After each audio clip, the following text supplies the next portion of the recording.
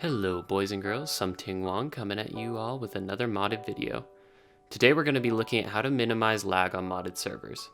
Even for the beefiest of servers, running over 200 mods and handling connections to tens of players is bound to cause some lag. However, the point of this video is to give everyone some tips and good practices that they can use to catch lag in modded worlds. So let's get started by looking at what most people think of when we talk about lag. That is server lag, TPS, etc. Server lag is most often caused by excessive entities being rendered or loaded at the same time. Most common cases are mobs, items, but here are some ways we can decrease the number of entities rendered at one time. Thousands of items spilling onto the floor is not a good thing. So when moving inventories or storage devices, always use storage crate keepers, or tape in this case, whatever the respective one is, to be able to move your items without all of them spilling onto the floor. This will mean that when we put them in their new location where we want them, all the items will remain exactly where they were. Another one to consider is mob count. So here we have a bunch of mobs, and this can represent what will happen if you do not take proper precautions to turn off your farms. The correct way to turn on and off a mob farm, in this case a cursed earth one, is with lights, because remember, mobs can't spawn in lights, in light areas.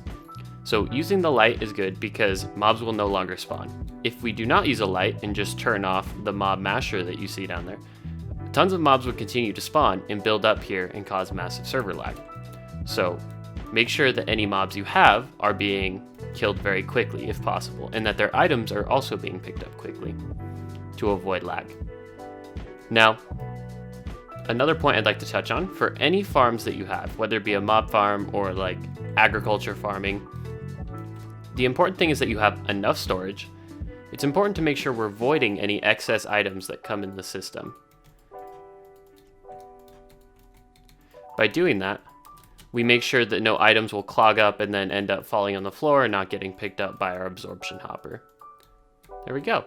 And now you've made one lag-free mob farm. Also, hey, quick side note. I'm mentioning this because I totally forgot it earlier, but see these mystical agriculture growth accelerators behind me? Yeah, those aren't really the best either. Anything that increased crop growth tick and having lots of them usually doesn't agree with the server, because each one is just another calculation the server has to do every tick. So, you know, as with everything, moderation. If you use these, probably only use one plant per crop or per resource you plan on farming. And yep, that was my quick aside. Back to the normal program. Another source of lag that we don't normally talk about is certain kinds of blocks. So there's a category of blocks called tile entities, and anyone who's placed more than 50 hoppers in a vanilla world knows the impact they can have on TPS. Modded adds lots of new tile entities, but the main lag-causing ones are usually machine-related.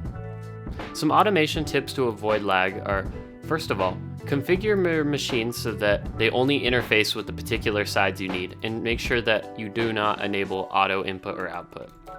Doing this for thermal expansion machines, mechanism machines, Ender IO machines, etc. Doing this will prevent the number or reduce the number of checks that the server has to do on each of these blocks per tick. Additionally, you'll want to make sure that any cabling you have is as neat and minimal as possible. Staying within the same kind of mod or the same type of conduits and cabling can help reduce lag significantly.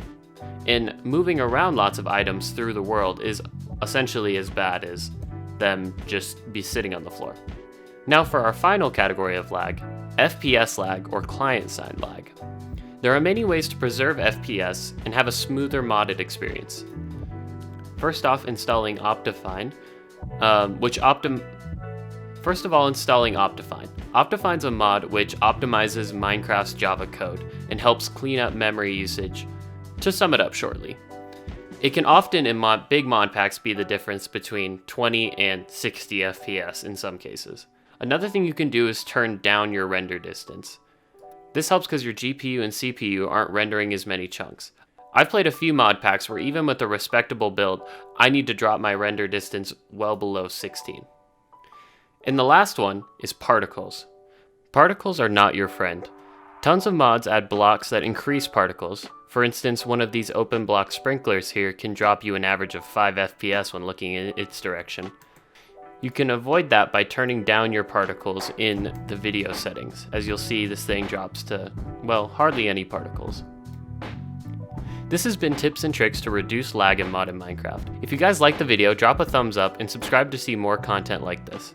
Lastly, if you want to get in on the fun with Fallen members, apply using the link in the description. This has been SumTingWong, and I will catch you guys in the next one.